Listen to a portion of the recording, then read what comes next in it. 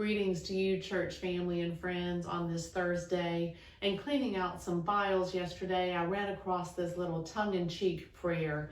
It says, "May those who love us,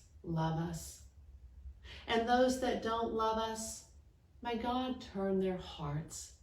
And if he doesn't turn their hearts, may he turn their ankles, so we'll know them by their limping."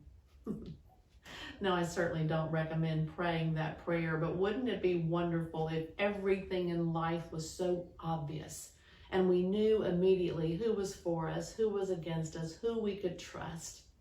But it's not always that simple.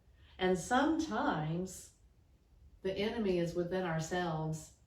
When I read this about limping, immediately my mind goes to that story in the Bible of Jacob who wrestles with the Lord all night, wrestles with himself, and is left with a limp the rest of his life.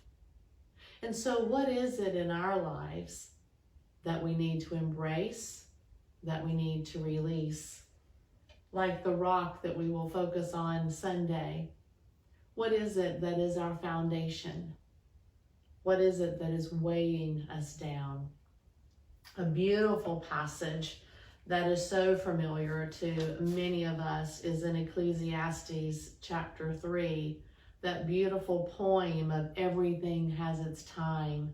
There is a season for everything. And verse 5 says, there is a time to throw away stones and a time to gather stones together, a time to embrace, a time to refrain from embracing, a time to seek, and a time to lose, a time to keep, and a time to throw away. So again, what is it that we need to release so that we can walk in the freedom of God's love, mercy, and grace? May we ponder that thought today, and may we again hold on to those things that sustain us, that foundation that strengthens us and guides us. And may we release those burdens, those fears that weigh us down. Amen.